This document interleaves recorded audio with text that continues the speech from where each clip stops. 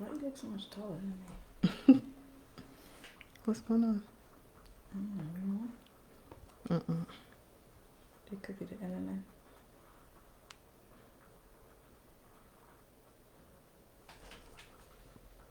Okay. There we go. All right. Let me see.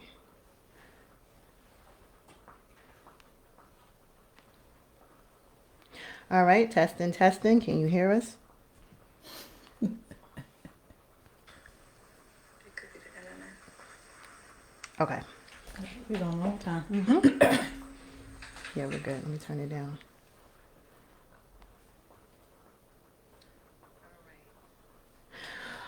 All right, everybody. Welcome to the Building Black podcast. So today, our topic of discussion, this should be an interesting one. Yes, it will. Tackling our debt. So the mindset, the mantra, and the method to tackling our debt. Yeah, a whole little slogan there. Yeah, we got a whole slogan. And wait till we get to the mantra. You know my mantra. Marv knows my mantra, Oh, but Lord, yes, I do. I'll I share do. it a little bit later. So we're jumping into tackling debt. There's a lot of information, some of it is practical, some of it is more theoretical. But part of the reason we thought we needed to talk about this is because there's so much conversation now around building generational wealth. Like, you hear it all the time. Everybody Right. wants to build generational Build wealth. legacy. Yeah. And build a legacy. And I heard one of the people that we referenced today, Tiffany the Budgetnista, her being a guest on the I forgot the name of the podcast that she was on, but she mentioned we can't get to building wealth until we end up tackling our debt. Baby steps. Right, baby steps. Like we're a lot of us are at a deficit, and so clearing debt is just the basis. That's getting to zero. That's a fact. And so we have quite a ways to go before we can get to the generational wealth. So we want to kind of start at zero, and then we'll jump into how do we get to ultimately wealthy, Right. being wealthy. Exactly. So we want to talk about reasons why us as black people get into debt. So the first one we came up with is not enough education about credit and how credit works. Not paying, only paying, the minimum. Not realizing that your interest rates do go up. Right. And that money is borrowed. That's not your money. Right. And some of us will, especially like these retail credit cards, Right. retail credit cards. Credit cards are, not the best thing in general, but particularly these retail credit cards, you open it and you're at 25% interest already. Off the rip. Right, off the Exactly. rip. So Exactly. it's money just being poured down the drain. Exactly. Let me say hi to some of our Facebook family. So we see Danette is in there. Hey Danette. Hey Bettina. We see T is watching. Hello. But yeah, the we really need to educate ourselves, and Right. unfortunately, a lot of the generations before us just weren't aware. Yeah, exactly. And then also credit education. What is credit? What does it mean? What do late payments mean? Just in general, what is it used for? How does that affect us? How does it affect us? And how does it affect when you want to go and buy something, a house or Right. anything else that you may want to do? That credit score. So I have our first question for the audience today. How many of you, if you know your credit score right now, you don't have to share it, but if you at least know it, put a thumbs up in the comments. Oh, gosh. If you Thumbs know up. your credit score. If you don't know your credit score, put a thumbs down in the comments. We like to Okay. get that participation from our live audience. Yeah. And then going back to the reasons why we may be into debt. Number 3, we have your parents may have used your credit card. So you may have a kid that's 17 and already has debt. That may be one reason. Yeah, a friend of mine growing up, his well, not growing up, but right around my 20s, was really trying to dig himself out of debt, and this was debt that his parents had accumulated in just getting credit in his name. See? And it really set him back, and it caused a lot of stress, unfortunately. Right. Another question we have for the audience too is, we're talking about not being educated. We're talking about our parents affecting our credit, and parents opening up credit cards in little boo boo's name and things like that. Things like that, right. How old were you all when you started to learn about credit and FICO score and just finances in general. How old were you? Were you learning as a youth, or did you not learn until your adulthood? We want to know that from you all. Right. So getting back to the list. Hang on one second. Sure. So I see Jay Martin. He knows his credit score. Thumbs up. T Okay. Shivers. He knows his credit score. Thumbs up. Danette knows her credit Okay, score. girl. Thumbs up. Guys, I'm glad to hear it. And honestly, at this current present moment, I don't know mine. I haven't checked mine You for don't know yours? not for a few months. I Okay. know the range though. Okay. But I don't know. Pandemic. We gonna let you slide. Exactly. We gonna let you slide. Marv, do you know yours? I do. Okay. I Okay. do. All right. I'm glad to hear it. Okay, so getting back to the list, we have number 4, education, school loans. Making enough money to pay back the school loans. Again, paying the minimum is not going to get you out of debt. You're actually going to be in debt longer. Right. And if, while we're talking about school, that kind of brings up a question of is the degree worth the cost? Right. What I'm noticing is that our generation, the millennial generation, and who comes after us? I don't even know. The generation younger, right below us, 20, early 20 somethings, whoever they are, X, Y, Z. The values are starting to shift where we're questioning what was told to us by our parents, our grandparents, of you go to school, you get an education, you get a good job, and then you retire off of, a pension, which for a lot of us, a pension isn't even a thing anymore. Right. So there's this kind of generational shift in the values of, is college really worth it? Right. So I want to kind of share some statistics on how our education and our pursuit of education is affecting us financially. Mm-hmm. So this is research by the White House. So Black college graduates tend to have nearly 25,000 more student loan debt when they graduate. Wow. So we tend to have about an average of $50,000 in debt compared to $28,000 in debt for a white bachelor's degree. Now, proportionately, there are more Black students that are enrolling in graduate school than white students. So, we're 12% of the population, and that proportionally more of our 12% is enrolling into graduate school than to white students. Okay. So the question is a college degree worth the cost? One more statistic, Black college graduates are twice as likely, 40%, as white graduates, 22%, to accumulate graduate school debt. And that graduate school debt is generally where we tend to really get caught up, where we tend to see it's expensive. It's expensive, right? Mm-hmm. So the whole one of the reasons why we wanted to do this podcast was we wanted to facilitate conversation and stimulate everyone's thoughts and ideas around debt and how to get out of debt and some practical ways of how to get that done. Right. We want to get people thinking and talking and, to let you know that it's possible for you. This isn't just for the people that we post in the group or the experts that we see on TV. You can get out of debt now. Right. Doesn't have to be 10, 15, 20 years from now. Yeah. So you want to... Yeah. Well, but here's the thing. So, and that's kind of a segue into this next portion. I'm saying it's possible. It doesn't have to be 10, 15 years from now. Hey, Eb, she's in the audience. Hey, Eb. It doesn't have to be this 10, 15 years from now. But as Marv and I were preparing for the show, we really disagreed on how we wanted to present this information. Hard too. We disagreed. Yeah, we had a couple of conversations about this, going back and forth because we disagree. And you all can let us know where you fall in in your beliefs or who you side with, basically. Oh, you want to do it like that? Do it like that. She's playing dirty, y'all. She's playing dirty. And I feel like I don't know, maybe I'm just different, but we'll see what the audience says. Okay. I believe that the method is simple. The process of clearing debt is actually simple in theory. It's not hard to understand, and we're going to talk about what that looks like, but it's the application that's challenging. I didn't want to get out here and get on a podcast and tell people that it's hard to do and you got to think about if it's something you really want to do it, because it's really, in my mind, it's a simple process. But it's the discipline and it's the sacrifice and it's the follow through that's challenging. But I believe anybody can do it unless there are some caveats. But even then, if you hustle right, you can do it. If you're just making minimum wage, or if you're, living below the poverty line, that's going to make it much more challenging. But even then, I don't think that it's impossible.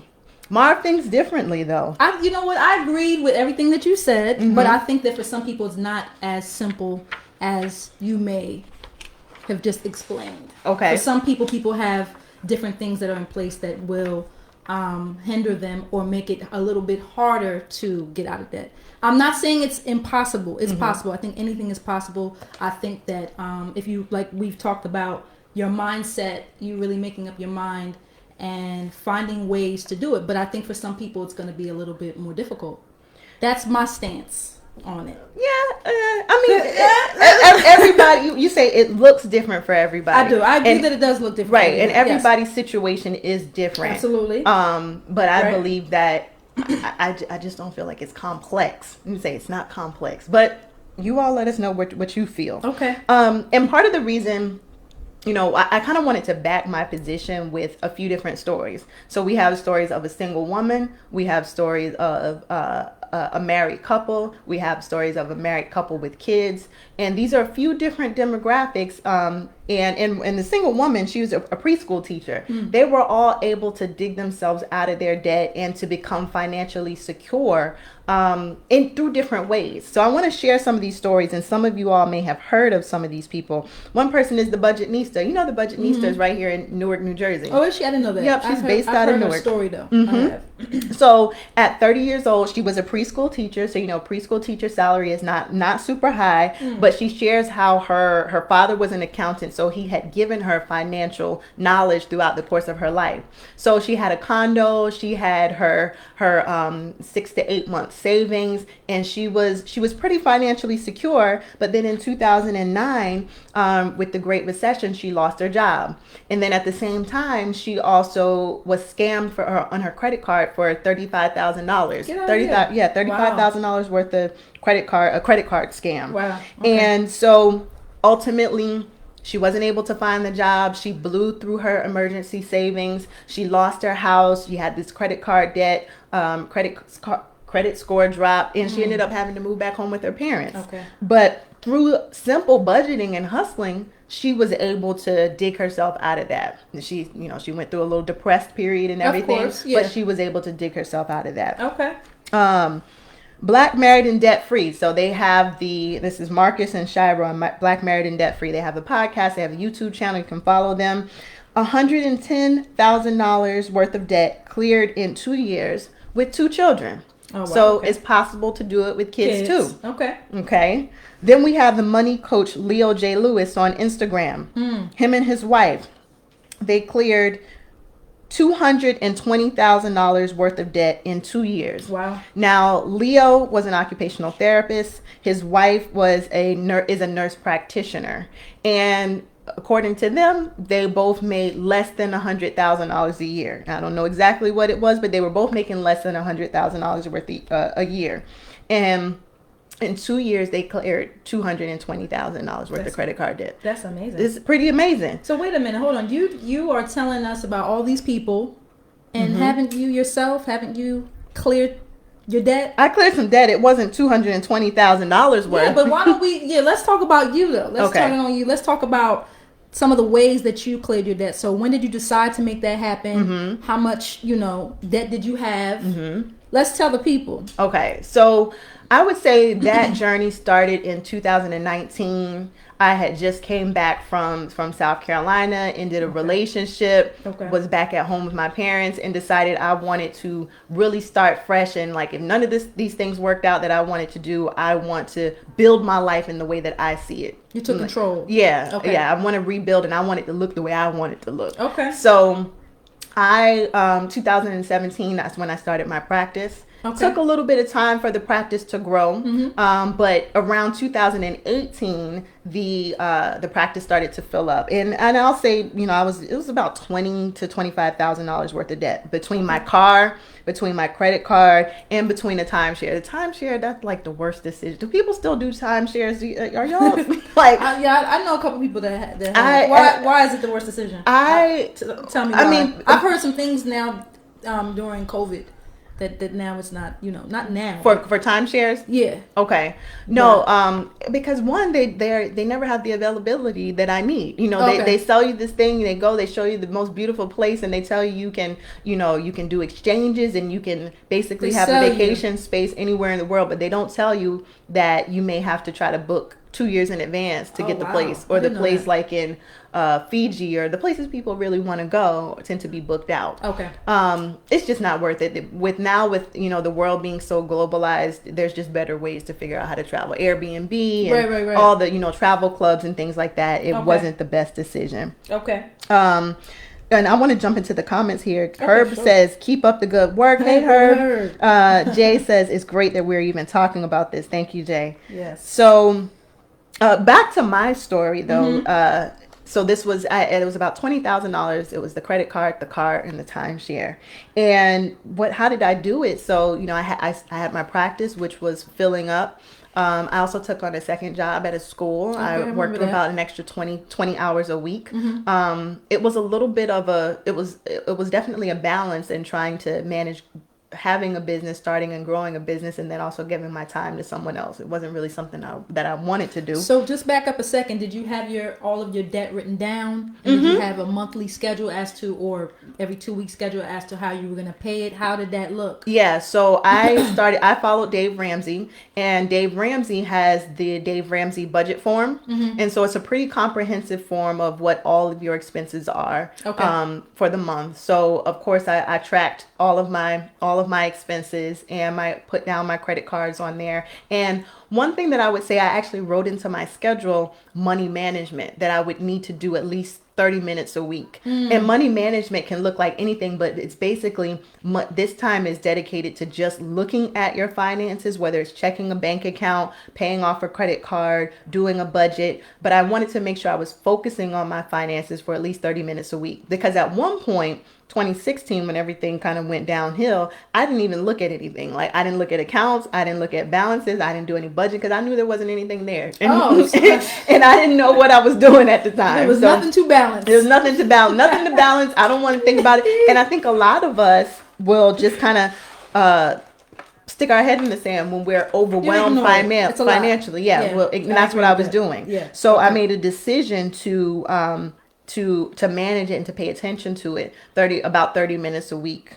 And another thing was that, I stayed home, and I share that because I know that's not an option for everybody, but I think going from kind of more of a collectivist mindset, from an individualist mindset to a collectivist mindset will serve many of us, because we can pool our resources. So it may not be your parents that you can live with, but it may be a family friend that you can live with. It may be buying a house with another couple that and you take the upstairs and they take the downstairs, and you split the rent, and you're co-owners. But us trying to do things ourselves and feeling like we have to be out there on our own, I don't think it really serves us. And I think it's more of a Western value than an African-centered value. That's a fact. So that was how I did it. Let's see. Danette says, I started off focused and then got off track. Okay, that happens. Yep, it definitely happens. To the best of us. Yep. So what I noticed, and some may say for me, it was extreme to live back at home. And it was definitely not easy. Yeah, of course. And looking at Black Married and Debt Free, Money Coach, their different stories, what the common thread is that, one, they were all young and Black, like we are. Okay. So I wanted to share that because it's possible. You want to see people that look like you, and we'll share some of their handles in the show notes. But they all took pretty extreme approaches. So very extreme. Leo and his wife, they reported having 5 different side hustles along with the business. Now, side hustles, not their jobs, but 5 different side hustles. His wife at one point was working 90-hour weeks. Now, that was before she had her son. But they took these extreme approaches because they made a decision in their minds that we got to get this off our backs. Right. And they also had a vision as to where they wanted to be versus where they were. Right. So that brings me to my first point, the mindset. I think in order for us to do this and to achieve financial health, we have to have a mindset that it's not a someday kind of if only kind of goal. You know, when I get to it, I get to it. We have to really be focused, as Danette said, and decide that this is possible and set a date and set that goal for yourself. You know, that this is what I'm doing. Right. I mean, I think also along with the mindset piece, you have to have practical things, actions that you do along with that, right? So you can make up your mind, which is the first step, right? But then the next step is, okay, how am I going to do this? What is this going to look like? What are some of the things that I have to do every day or once a month or whatever the case might be to get to that goal? Marv is like, yeah, we can think about it positively, but how are we going to do it? Yeah, honestly. Yeah. Well, yeah, definitely, but we can't bypass that first step. No, I agree with that. I think we have to, but that's anything, right? You have to decide first. Okay, this is what I'm going to do. That's the only way things get done, right? But you gotta decide. I think a lot of times we don't decide. We know the debt is there. We think it's impossible. We're overwhelmed by it. I think that's the key. But you can do it. If you decide you're going to do That's the first key. I agree with that. So jumping into that, the how, what I noticed from each of the stories we had, including my own story, how did they do it? It's a simple formula. To me, it's simple. You cut your expenses. You got to cut your expenses. And then 2, you increase your income. It has, that makes sense, right? And it's not complex. You have to cut back somewhere, right, and increase somewhere else, right. So we're gonna talk about now side hustles. You have a couple. I'm trying to get a few. So we want to ask some of you guys, what are some of the side hustles that you guys have? Yes, let us know. What are you doing? What are you guys doing on the side? And I've heard so many different things, so many different people, and just being creative with it. I like that. Yes, good. Creativity is key. So I'll share another way that I was able to work through. So my mother and I, we sell clothes online. So we have the Poshmark app, we have the Tradesy app, we have, I think she has Etsy, we have Mercari. These are all, we have it all. And what we do is we have made about over the last couple of years, and that was part of how I paid off my debt, in splitting our profit, have made about $25,000 on these different platforms. Okay. So what we do is she goes to a website called estatesales.net. And finds listings of different estate sales. So, we have garage sales, but then estate sales are where people will open up their homes and they may be moving, maybe someone passed away, and they're essentially liquidating everything in the house. So from clothes to shoes to furniture to toys, they're getting rid of everything. Sometimes these millionaires will go to Saddle River, will go to Inglewood. These millionaires, they'll leave their homes and they'll go across country and they don't want to take anything. They're just going to buy everything new. Wow. Oh, to be in that position. Yeah, what a life to live. And so they sell everything, but they sell it at like bottom of the bell prices. So you can get some really, really quality things at such low prices. So I remember one time we found a pair of Christian Louboutin shoes, retail, could be $600-$700. We got them for $90. Yeah, then we flipped them for, I think it was $450. Wow. And we made that profit. So doing things like that and just kind of knowing what's out there. And that, to me, that's something anybody can do.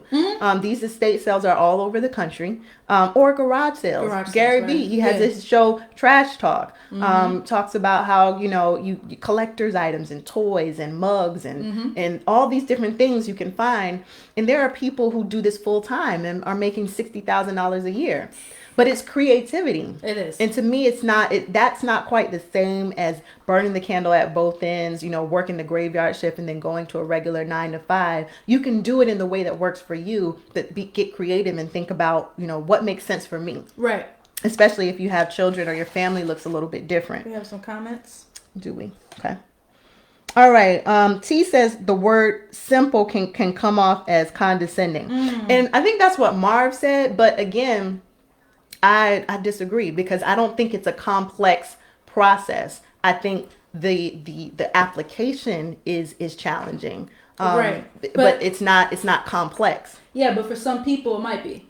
I don't think it is. Because depending on what you have going on in your life, it's going to be a little bit more of an effort to figure out. We're not talking about the mindset piece. Let's take the mindset out. to figure out how am I going to tackle this debt. It's going to be I don't want to say more of a struggle, but for some people, depending on what they have going on in their life, it may be a little bit more complex. No, I think it may. Than it would for me or you or the next person. Okay. All right, we'll go with that. You don't agree? It's not that I don't agree. I understand what you're saying. I just don't want people to walk away with the idea that it's too hard to do. No. Because their situation looks different. Right. And I also think that you have to remember that you're coming from a different place because you've done it. Mm-hmm. Right? So a lot of people have not. So for you, when you look back on stuff, you're like, oh yeah, I did do it. It can be done. So I think that your perspective, it's great too. Right. But you can say, look, I did it. Yeah. This is what I did and I'm debt free. And I think what was hard about it was the follow through. It was I want to go on vacation. I can't go on vacation. I love to travel. Yeah, we know. So, good 2 years, I'm not traveling. I'm doing the emotional work of looking at the budget and seeing like the money isn't there or the finances aren't growing. That's the hard part. It's more the emotional thing than the figuring out of the how, at least for me. Okay. Yeah. And then you also worked at a job that it was emotionally draining too with the kids. I remember you talking about that. Right. So that couldn't have been easy dealing with that. On top of trying to figure everything out, you have to go into this job, right? To to clear the debt. Yep. So to me, that's the challenging part. Okay. So then the second thing, so we got our side hustles as far as the method. Oh, we skipped over the mantra, Marv. Oh, we sure did. How could we forget? How could we forget the mantra? So the mantra, we have the mindset. It's possible. We can do it now. The mantra is, you have to cut your debt, you have to cut your expenses and increase your income. Yes. So that brings me to the mantra, it's money to be made. T-shirt, yes. That's her favorite saying, y'all, for the past 5 years. I say it all the time to the point where Marv, she finishes the statement for me. Yeah, you say it a lot, but it's true. Yeah, it's money. Living in America, there is money to be made. You can make money some way, somehow. And that's why I say, it's not as complicated as we think it is, because there's so many opportunities to make money in so many different ways. Right. Tiffany's is selling daggone silver paper clips for $100. And people were buying them. And people are buying them. That was the other piece. So paper clips. Paper clips. So this, there are some downfalls to capitalism, but one plus side is that there is money to be made, and we have to develop a money making mindset. We need to be able to see ways to make money in everywhere we look. That's a fact. Because it's there. Right. So that's what I'm talking about when I say it's not as challenging as we think it is. Let's see. All right. Let's see. Being black in America, Jay says being black in America is complicated, but we figure that out. That it is. Okay. Kiva says having access to certain resources or talents makes it easier for others. That's true. I believe we all have certain talents though, and we have to figure out what our specific talent and gifting is. Yeah, and then make money. And that's part of the creativity aspect. Piece of it that we spoke about earlier. Mm-hmm. Yep. Right. Okay. So going on to some of our other methods. Working on reducing your biggest expenses. So that tends to be our car and our houses. Mm-hmm. So one thing you'll hear out in the financial world is house hacking, finding ways to cut your mortgage or your rent. So there's so many different ways that can be done. Well, there are different ways that can be done. So one, we look at the show Insecure. Issa recently, I think it was last season or the season before, she moved into another apartment and she became the property manager. Right. And oftentimes as the property manager, you're responsible for taking in tenant complaints and issues, but you get free housing. So that's one option. Another option, and I think this is really crucial when you're looking at buying your first home, is one, doing the FHA loan, but then also looking into a multi-unit versus feeling obligated to move into a single family or a condo. Right. But when you have that multi-unit, you live in one and you have your tenants to pay for your mortgage essentially. Makes sense, and then that money that's coming in, or the money that you're not putting out, for your mortgage or your rent goes towards cutting back on your debt. Right. Even if you're not a homeowner. So there are certain caveats within Airbnb contracts that you can talk to your landlord and you can ask them if they give you permission to rent out another room or another unit within your complex to Airbnb. Some will say yes, some will say no. But then you get that income that cuts your expenses as far as your rent is concerned. So you Right. don't have to be a homeowner in order to take advantage of VRBO and Airbnb. It's just a matter of persistence and creativity. And again, I'm not saying it's easy, Right. but You're saying it's it can also be done. not hard. Right. It can be done. Yeah, it can be done. Okay. All right. So that you have your house hacking, you have your car hacking. Another thing we want to talk about, and this was a method that I incorporated, was tackling your debt with the snowball method.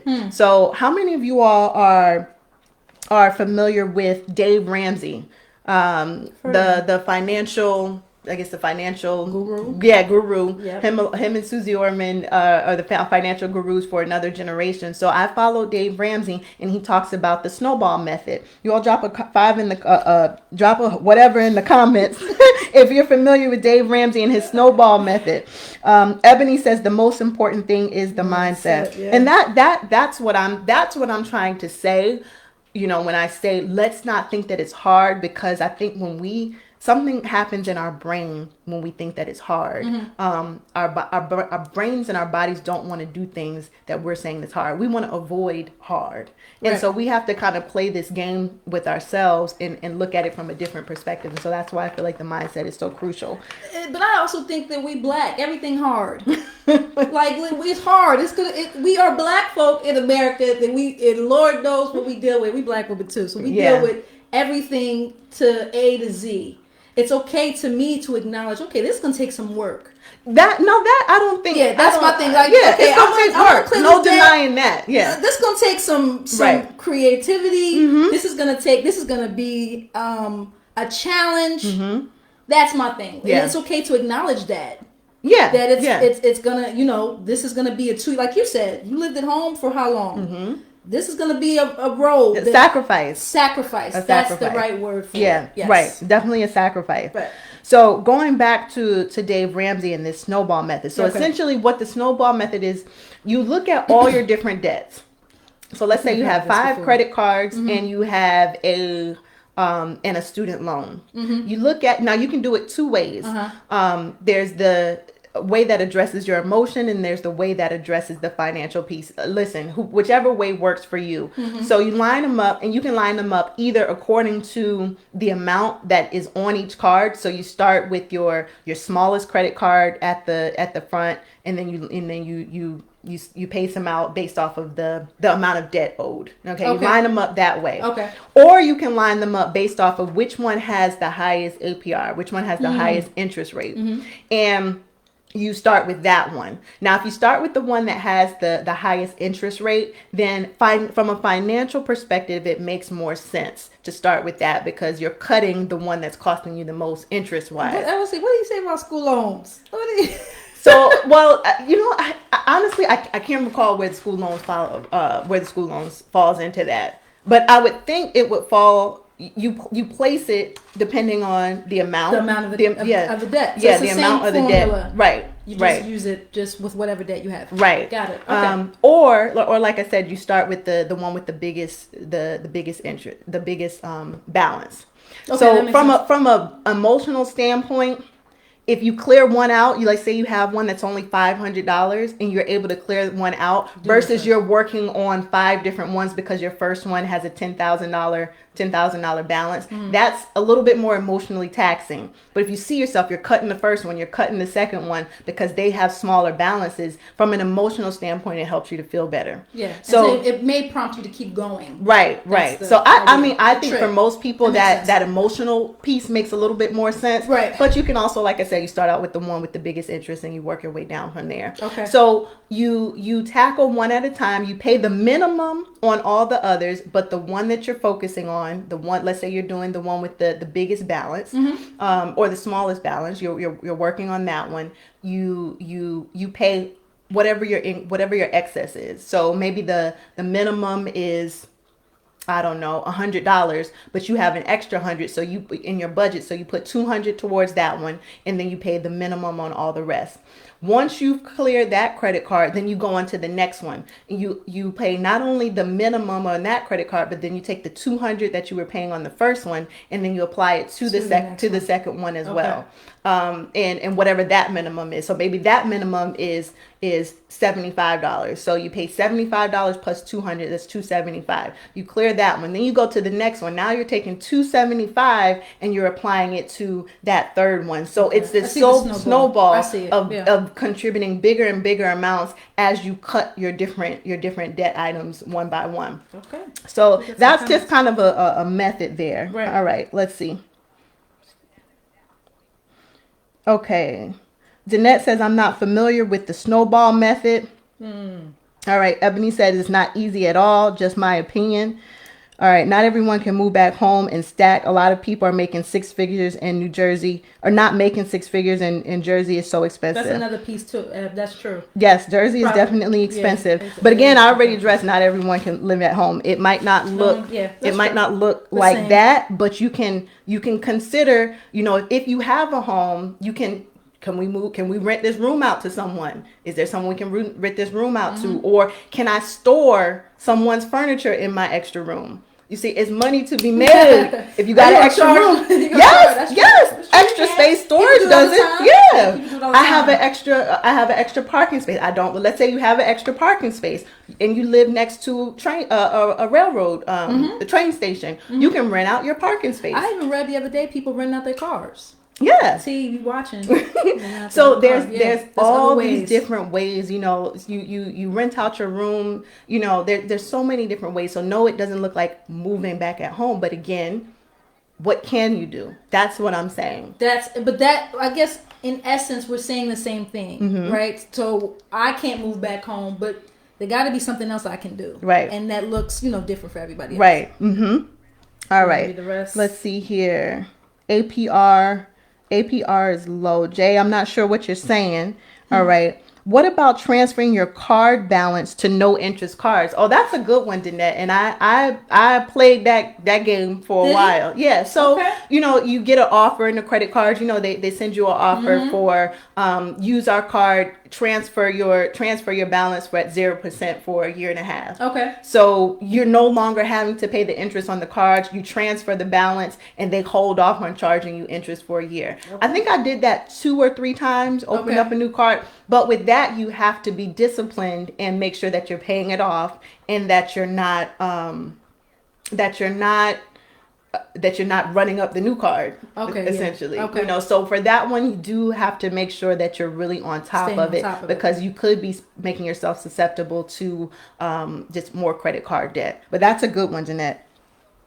All right.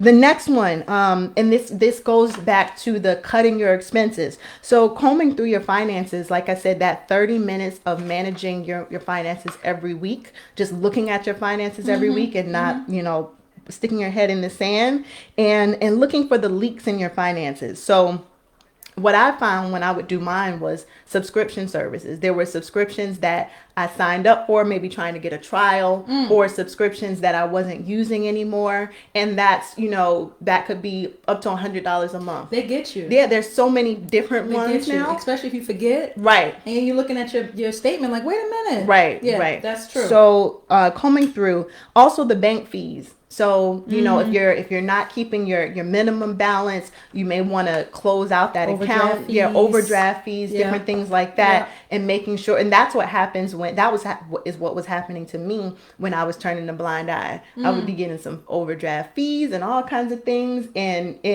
I just didn't want to look at it. I didn't want to look at it. Okay. Yeah. I'm doing better now though. That's good. Your grooming. So looking at and seeing where the leaks are. What about grooming? Listen. She tripping, y'all. Do you do your own nails? Or you were doing your own nails at one point? Yeah, I stopped doing my own nails a long time ago. I stopped. Well, when I was paying off my debt, I was doing my own nails in the press-ons. I do. Yeah. You mean you stopped going to get them done? Yeah. Okay, yeah. Oh yeah. So long that time though. you're doing your own. Yeah, that's true. I didn't know where you wanted to cut there. You know, you talk about cutting. It's Expenses. Grooming is important. For some women, nails are necessary. That's true. You know, but you said, all right, I'm gonna do my own. For me, at one point, I was doing my own. The hair might be something you do on your own. The eliminating, doing the home waxes. I don't know. Okay, so what do you say to the people out there that might be saying, but we want luxury. We've suffered so long. Now I'm just saying, like, what would you say to those people? Like, I'm tired of. I want to go sit back and swipe on my dog. You want to make me the bad guy because they already don't like that I said that this is not complex. No. I'm just saying, what would you say to that person? Because I think that a lot of people may struggle with, especially the grooming part. Mm-hmm. I'm really talking about that piece. I'm not really talking about everything else that you addressed. Yeah. But what about that grooming part where it's like, man, I've cut back on everything, and I gotta cut back on that too. Mm-hmm. That's the little peace of mind that I have to go get my hair done, for whatever it is for that person, right? Yeah. Haircut, feet done, facials, massage. Well, we're luxury, right? That's the facials and massage. Listen, I'm just saying. I love all those things too. All right. And I think that I who doesn't like luxury? But it's a matter of what do you want? And where's your vision? So if you can envision yourself without the debt on your shoulders, maybe that year of cutting back on the salon or the facials or the pedicures might be worth that vision of having the debt off your shoulders, or being able to buy the new home, or not fighting with your spouse about money. Is it worth that? Right, because everyone has to decide how important it is to you, right, and what's going to be your priority at the end of the day. Right, and I think that's one key too, is thinking about not just trying to get away from something, get away from the debt, but what are you trying to work towards as a whole? Right, what's the vision where you're trying to go, and that vision may help pull you along to be able to make the sacrifices that are difficult to make. They certainly are difficult to make. That's a fact. All right. Okay. So going back to our last point number 4, when you comb through your finances, you find the leaks in them. Whatever you find, so let's say you cut a $200 by cutting back on your grooming, you're eliminating your bank fees, you're cutting back on your subscription. We know that you have that money there because you were sending it somewhere else. Mm-hmm. So now that you don't have those expenses, now you auto pay that $200 towards some bill. So something, some item of debt, because it was there. So you're just reallocating it and sending it automatically to the place where you want it to go. Because I think the more you automate things, the easier it is to make sure that you're either saving or spending addressing the debt. And then ultimately, it's just being smarter about your money and how you're paying everything. Mm-hmm. From what you're saying. Right. Okay. All right. Let's see here. Jay says student loans should be last. Okay. Jay, you want to explain why you say student loans should be last? Is that because of the interest rate? Yeah. Then he says you have to celebrate small victories and reward yourself. I think that's true. But reward yourself in moderation. Yeah. You can't. You're right. You can't get too crazy. Right. Mm-hmm. Some people are prioritizing survival, and paying off debt is a luxury for them. Ooh. So I believe. What does that look like? Who are you talking about? I think that what he's referring to, I think he would be referring to the population that might be making minimum wage. Okay. So if you're making minimum wage, it is going to your primary the big portion of your expenses is going to go to just surviving your house expense and your car and things like that. I wouldn't say that debt is a luxury, but that it's just they can't make it a priority. And that, I guess, someone like that would need to get creative, right? Mm-hmm. You would need to be hopping on maybe driving Lyft or Uber, or just being creative, because you're only making a certain amount at your 9 to 5 or whatever the case might be. Mm-hmm. But you have to get creative, and not only but resourceful as well, and being okay with taking the help that you need. So I was looking at some of the requirements for your NJ SNAP, your food stamps. if you are eligible, so I believe it was if your income is around 22,000 a month and you're a single person, then you're eligible for food stamps. Okay. Also, even if you're living at home and you split your expenses with whoever you live with, whether it's grandparents, parents, brother, sister, whoever it might be, if their finances aren't combined with your finances, and you're making $2,000 a month, you can apply for food stamps. Okay. So using the resources that are out there too, and taking advantage of that. Now, something like that might apply for a college student who is trying to work, trying to be in school, and also trying to get the debt off of his shoulders that his parents left him with. So again, it's being creative and being resourceful And thinking outside the box. Right. Yeah. All right. So, any other thoughts, Marv? No, I think we